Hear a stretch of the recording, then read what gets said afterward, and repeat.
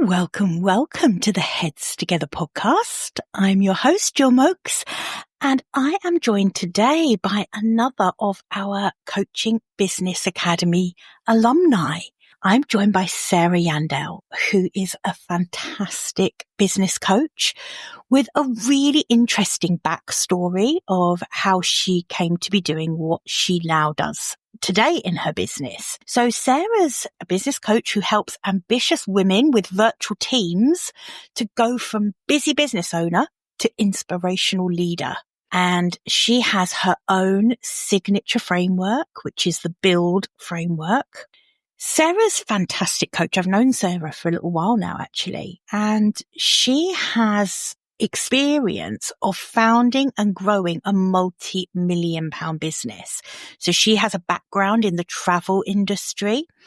And so now she gets to use all of that knowledge and the skills that she learned in her incredible journey to growing that travel business to help women build businesses that are no longer necessarily dependent on them for the day to day. So if they want to step back, they can. Sarah is all about leveraging. She's about balance. She's about having the confidence to build a team that can really support you in growing the business that you want.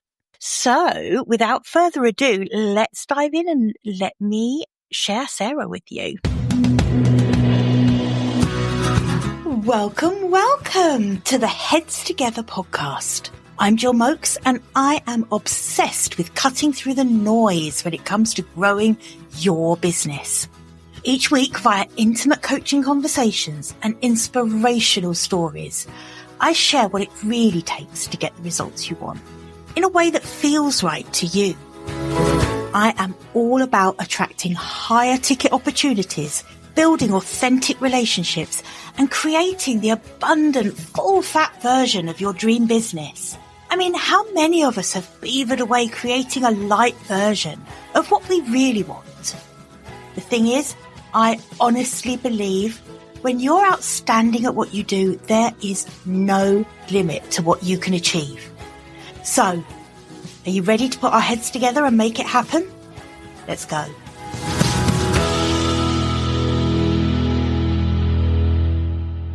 Hey, Sarah, thank you so much for joining me today. Oh, it's lovely to be here, Jill. Oh, I'm so pleased. This is part of our series that I'm doing with lots of our alumni from the Academy. And I'm just so excited to showcase the incredible coaches that we have with us. So thank you so much for agreeing to come on the podcast. Before we kind of dive into the juicy topic that I want us to talk about today, or that you've kindly agreed to talk to me about today, I would love you to just share a little bit with the listeners around your own personal journey to what you do today, because I think you have a really interesting story. And I think it really has, everything you've done up to now has definitely informed what you are incredible at right now. So I'd love if you could share a bit of that. Yeah, of course. So my journey started in the hospitality industry. So I learned quite a lot. And in that industry, you get recruited quite quickly. So I got responsible for people very quickly. So learnt on the job, didn't get any training or anything like that. But I was working in sales and it was interesting. And I built a team. And after a few years, when I decided it was to move on, I went to work for a student travel company called STA Travel. They brought me in because I had my experience in the hotel business, and they had decided to actually start a new operation, which was selling accommodation to their student market, because they were actually just selling flights before that. So they felt it was a good idea to offer accommodation, mainly for the comfort of the parents of the students, I think, who are just buying these flights and ending up right across the world. So I came in and I just had a desk and a chair. That was it, literally. It was from nothing. And I built that business over 5 years to a $10 million turnover. I had 10 staff. This was pre-internet, by the way. Just incredible. So, going back to the days when there was no internet. Well, first of all, I've traveled the world, which was extremely exciting. I thought buying would be so much easier than selling, but No, it's all a negotiation, and also doing that across multi-cultures because it was an international company. So I was then having to set up systems for all those travel agents across the world to book these hotels that I'd contracted using, I don't know if anyone knows about the airlines, but they had systems called GDS, Global Distribution Systems, like Sabre, Amadeus. And I had to basically use those to somehow put together a booking system. Oh my goodness. I just can't even, it blows my mind now, the thought of having to get all of those pieces talking to each other and working together and all that without the internet. It's like, how did we do anything before the internet? It's so hard to remember. But I definitely remember going in and booking holidays, and someone else took care of it all. You didn't have to do anything yourself. Someone else took care of all the plans. Yeah, no, I mean, it was a fabulous opportunity. It was successful. I built a team. I learned a lot. They put me on leadership training, which was brilliant because they were a really good company to work for. Yeah, after that sort of time, I'd taken on an operations manager by then, so I wasn't doing the day-to-day operations. So I kind of made myself redundant in a way because there was nowhere for me to go. I was a middle manager at the end of the day. Above me were the senior directors. So I actually took a year out and did an MBA at that time. I'd not really done first degree. And I just thought, I've done all this stuff in practice now, but I've not really got the theory behind it. So I thought it'd be really useful. So I did that. Yeah, very hard work. I did it over a year full time. Yeah, a lot of hard work. But probably the most interesting part was my dissertation, which I did for British Airways. Because I'd worked in travel, hotels, I thought I'll fill in the gap and do something with the airline industry. So I've got everything covered. Interesting. Yeah, I was working on they had a loyalty program called On Business. I think they're still running it for business travel. So I was looking at their whole customer service, the loyalty program. I did a whole dissertation around that. So it was very, very interesting. I was actually there when 9/11 happened as well. Oh, goodness. That made it quite memorable. I was working at Heathrow in their head office when all the news came through. So yeah, it was kind of a bit surreal, really. But yeah, so after that, I thought, well, what should I do next? I thought, well, I'd do consultancy work because that's kind of what I'd been trained for doing an MBA. I did some work for Nectar, the loyalty program, when they first started. And then somebody I used to work with at STA Travel approached me about a business idea. He was, or it still is actually, a bit of a train geek. He loves his trains and he had an idea for a specialist rail operator, so tour operator selling rail, including the hotel. So he knew about the trains, I knew about the hotels. So we launched the business in 2003, and that grew to a 500,000 turnover in the first year. So that was massive growth. Amazing. And was it just the two of you at the beginning? Yes, yeah, we launched it together. I did all the strategy and stuff beforehand because I was doing the consultancy, and then we negotiated a contract with Eurostar. I went out and got some contracts for hotels in Paris and we started selling. Mm-hmm. Just shows you timing for businesses. The one thing that made it work was because Google had fairly recently introduced their pay-per-click advertising. Oh, to be in there at that time. Yeah. Short breaks to Paris by Eurostar. And oh my goodness, the phone started ringing. Just flew. It was as simple as that. Yeah, well, it sounds simple, but there were all the other problems as a consequence of growing that quickly, as you can imagine. Of course.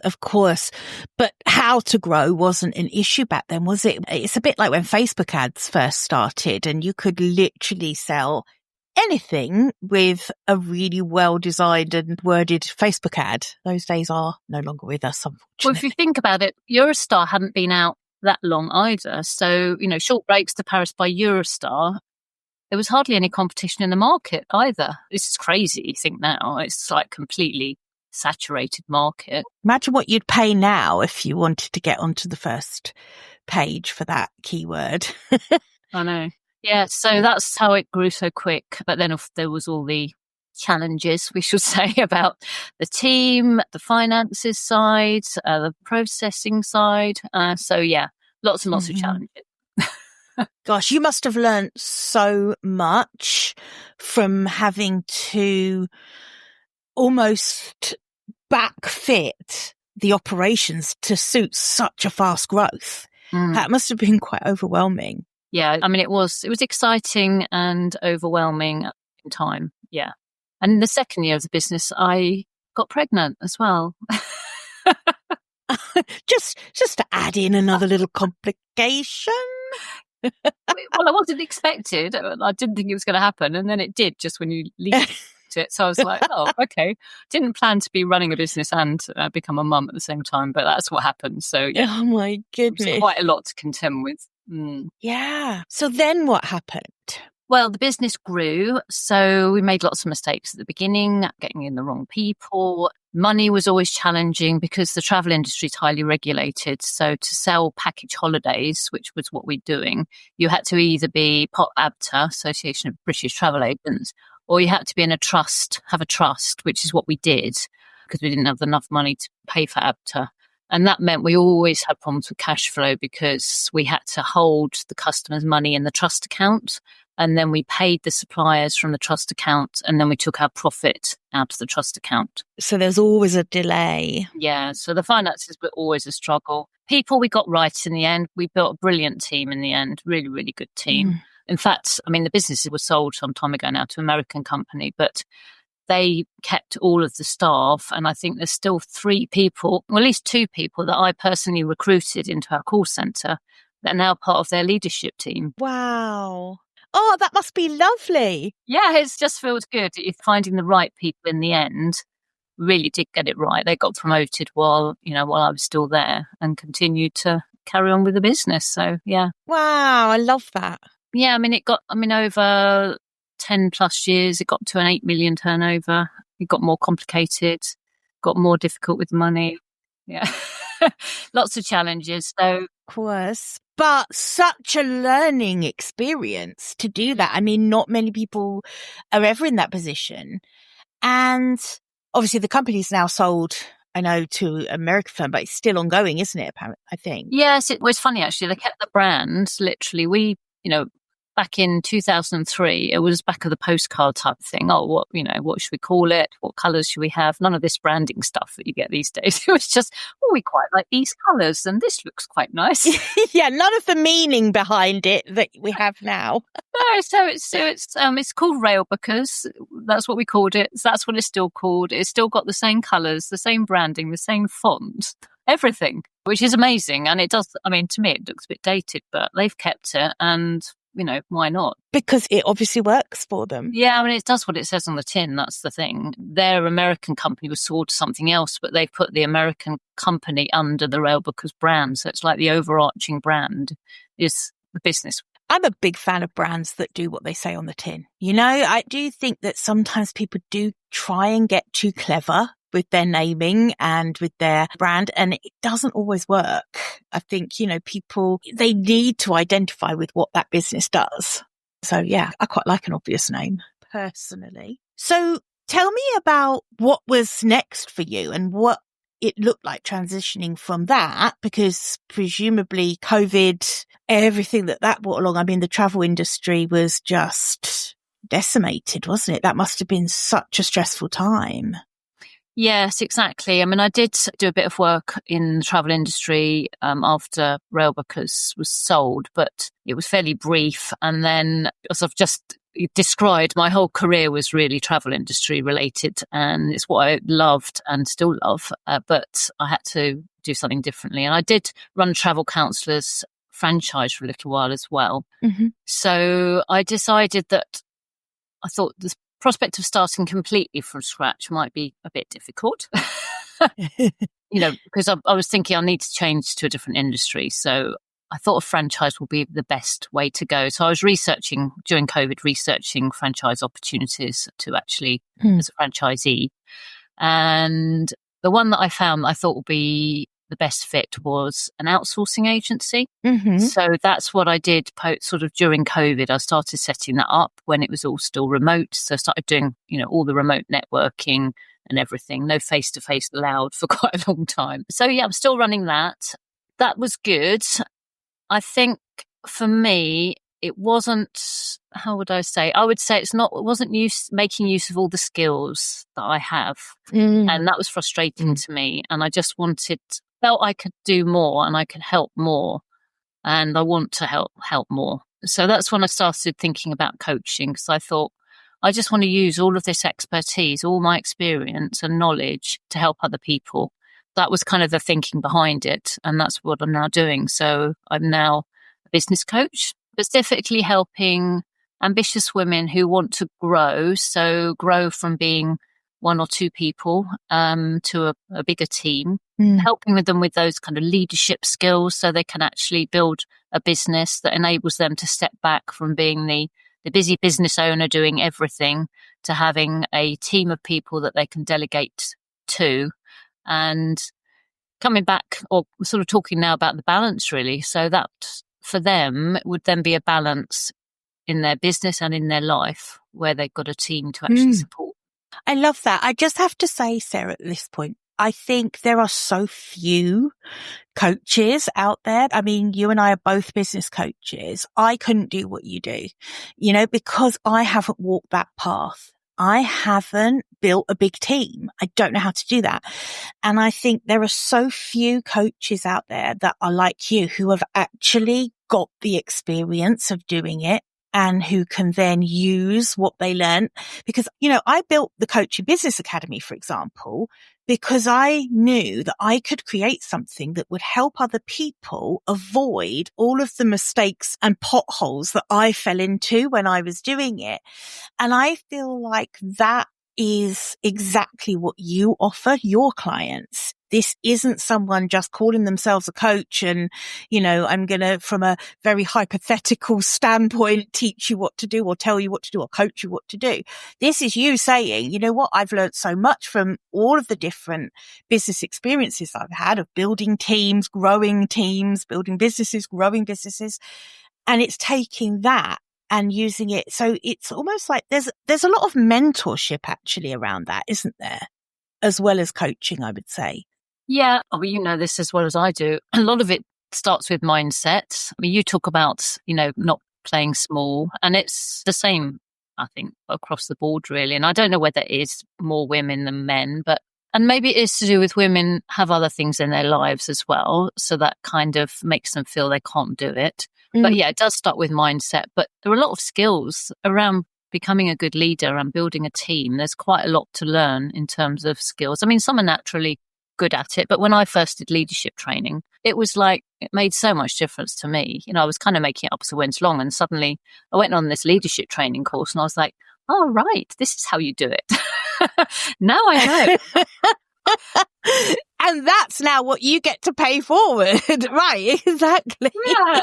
Yeah, there's something about that balance thing. I always say this to you, don't I? That I really associate you with balance. And I know that's something you talk about a lot, which is how do we balance playing bigger, doing all the things we want to do, being ambitious? How do we balance that with the other things that I was going to say it as women, and I think it is a question that's more for women. I don't think it should be, but certainly it feels like that at the moment. What's your kind of take around that? Should I even be asking that question? Because I think this is a sticky area, isn't it? But the truth is, I think as women, we do tend to juggle more. Yes. I do think men need more support so they can have better balance as well. So I don't think it's just a women's issue. I think as society as a whole, I think both men and women should be able to balance their life. So they've got work and they've got time with family or caring or whatever needs to be done. Yeah. I think a lot of people have children. A lot of people have, I'm in the elderly parent category now as well. So you go from, especially when you have children. Me too.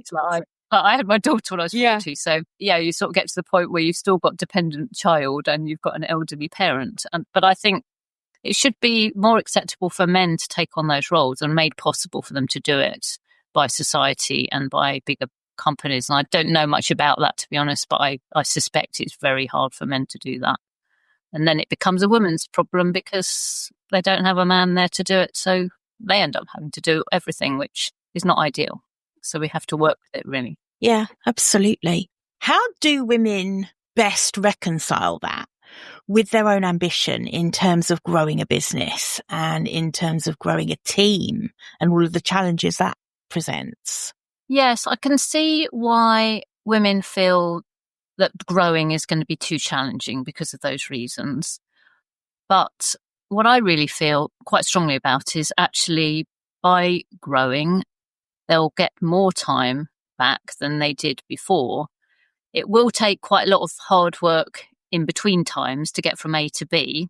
But when you're running a business on your own, you're doing everything. And one, that's actually taking a lot of time. And also you end up doing things you're not that crazy about. You're not doing things you love. You're doing all the admin or the stuff you don't really like doing. Or not that good at.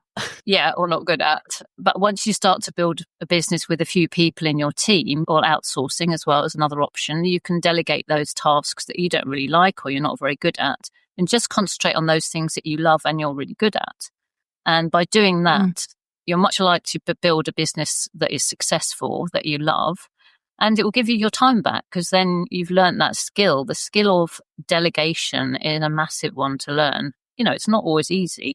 I think it comes naturally to some, but not to others. And it's something you can always improve. I don't think anyone's perfect. And when I talk about balance in leadership, it's not just a balance of the leader. It's also a balance of all the people that they might have in their team, because it's understanding the fact that everyone is different. We're all motivated in different ways. Say you've got a team of 3.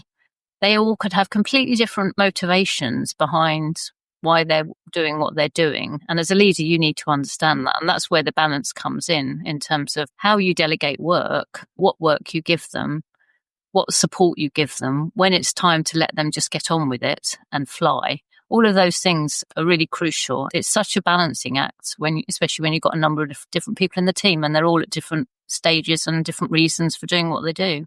Absolutely. I think that's a really interesting point, though, that you made, because I completely agree with you. I think that there are a lot of ambitious women who actually hold themselves back from growing their business because there is something scary about the leadership part and being responsible for other people. I think that is really common. Or either feeling scared of being responsible for these other people's lives who you're bringing into your team, and also worrying that you're putting more on your plate by growing your business. But of course, the two things actually fit together, don't they? You can grow without putting more on your plate if you get the leadership part right and if you get the team building part right. What do you think is the key to overcoming that fear of being responsible for other people? Because I think that's a big one. I think there's this fear of getting it wrong, not being a good enough leader, letting people down. Those are the things that come up for me when I think about scaling my own business. I often will have the thought of, but is that, I don't know if that's really what I want, because I don't know if I want that level of responsibility. Yes, no, I understand that. But I think the flip side of that is you're giving someone a really good opportunity to do something they really enjoy, that they're going to learn new skills and they're going to develop. And I think part of being a leader is seeing your team grow. It's not just the business that grows. It's the people who work for you grow because they get better at what they do. And if you've got the right people, they'll do a great job for you. They'll love it. And they'll come to you with ideas and they'll say, look, Jill, how about doing it this way? And you'll be going, wow, I'd never have thought of that. Exactly. I suppose to answer your question, yes, it is a leap of faith. I get that. It's not easy. But I think coaching is a big thing. I mean, I know that's what I'm doing, but my experience of having coaching around leadership made a massive difference to me. It really did. There's not like a right and a wrong way of doing things as such, but there's lots of different ways of looking at things, and it helps you find the right approach that works for you, for the type of people that you've got in your team. And just practicing as well, techniques makes a big difference. I think it's hard to do it without support. I really do.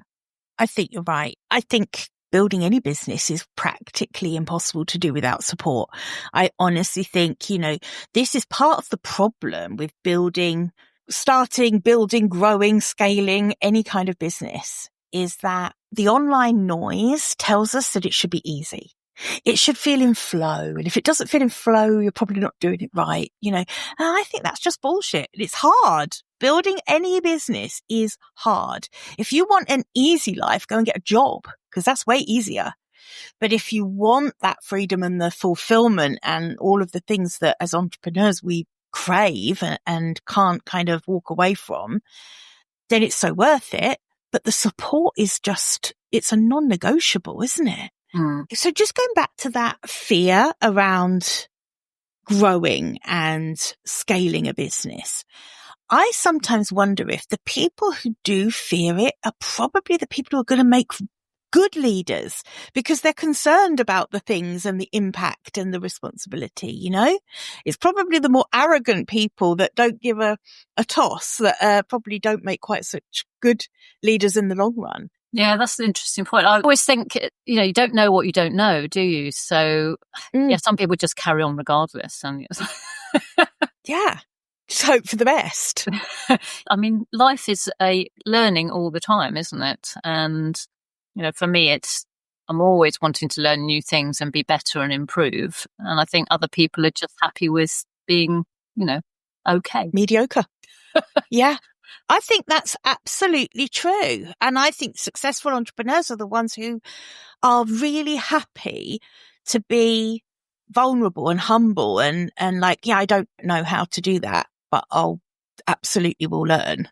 I can do it. And I think that's a really important part of being an entrepreneur. Yeah, it's interesting actually talking about entrepreneurs. It's an interesting concept when you're growing a business, because entrepreneurs generally are ideas people. They like coming up with new ideas and doing lots of different things, and quite often will start one business and then start another business. To actually build a substantial size business, you need someone who actually has a different kind of skill set, more of like a CEO type mindset. So they're not so much entrepreneurial. They're not necessarily the face of the business, but they're the ones who have the leadership skills and can build the team, get a leadership team in place, make sure everything's running really smoothly. And the entrepreneurial character, who's probably the founder in quite a lot of cases, is the one going out and chatting to people and, doing a bit of marketing and that kind of thing. So when it's just one person trying to do both, that's quite hard, I think, because it's kind of quite different personalities. I think you're right. And I think there's definitely a ceiling to what you can do in terms of wearing both of those hats, isn't there? There's certainly a revenue ceiling. I don't think, a business gets beyond a certain size and you can't wear both the hats. That's for sure. Yeah. Yeah. So I'm really interested in this definition, I suppose, of leadership. What does it mean to be a leader? Ooh, that's a tricky one. I would say as a leader, you're an inspiring person, someone who inspires others to do the best work they can possibly do. So I think it's someone who can build a team who really want to be successful for the sake of the business, but because they respect the leader that they're working for. Actually, that's a very good definition of what a good leader is. I like it. I think that's spot on. It's because you can be a leader just by virtue of the fact you're in charge of people. That doesn't make you a good leader. A good leader is someone, like you just said, I love that definition. A good leader is someone who actually leads and inspires people to do the best work they can do for the business. Yeah. I love that. Yeah, because I think when you're going back to building a team, as a leader, you need to make sure you get the right people in. And a lot of that is around being very clear on your own vision and the culture for your business. Because until you're clear on that, you're not really in a position to bring other people in, because how do you know who will be the right people? So then it's finding people who really fit with that they believe in that vision as well. Because if they believe in your vision, they're going to work really hard towards it, aren't they? So it makes sense that they're going to be motivated and want to do whatever is required in the job. Yeah, absolutely. Well, thank you. This has been a really great conversation. I'm interested, what's next for you? What's next for me? Well, I'm really enjoying doing the coaching and I feel like I found my place. Yeah, that's been huge. Yeah, to be able to sort of, as I say, use all of the experiences I've had throughout my career just makes it all worthwhile. And I mean, I feel like I'm very resilient, and I want to help other people to build that resilience as well, because I think to build a business, like we've spoken about already, it's hard. It is. It's not easy. No, it's, you've got to be very lucky for it to be easy. Yes. So it's the resilience that's really important, and it's helping people on that journey to build the resilience, take on the challenges, take some risks, but know that whatever happens, even if things don't always go right, they'll learn so much from it, and it will make them able to move on to that next step, knowing that they've taken that with them. And to help people on that journey is a very special thing to be able to do. So I'm looking forward to helping more people on their journey. So if someone is listening to this and they're thinking, do you know what? I really relate to what Sarah's been saying, and they really want to kind of benefit from all of the experience you have. Like I said, I feel like you have such a mentoring vibe about you as well. You're an amazing coach, but also there's this mentorship in terms of the journey that you've been on yourself. So Sarah, if someone would like to find out more about you or reach out to you, whereabouts do you hang out online, and where can they find more about you? I hang out on LinkedIn. I'm there several times a day, so it's easy to find me there. Perfect. I also have a website, which is yandellcoaching.com. And if anyone's interested in finding out a little bit more about how to build a team and also how to put processes in place in their business, I do have a webinar that they could have a look at, which is all about going from a busy business owner to an inspirational leader. Oh, perfect. So we will put all of those links into the show notes. And yeah, I would absolutely recommend that anyone who's listening check Sarah out. If you fit the category of busy business owner who is looking to become an inspirational leader, I would definitely be watching that webinar, and I will be watching it myself. So Sarah, thank you again so much. Thank you. Yeah, great to have you here. I'll see everyone same time, same place next week. Bye for now. I hope you enjoyed this episode, and that getting our heads together this week has filled your mind with what's possible.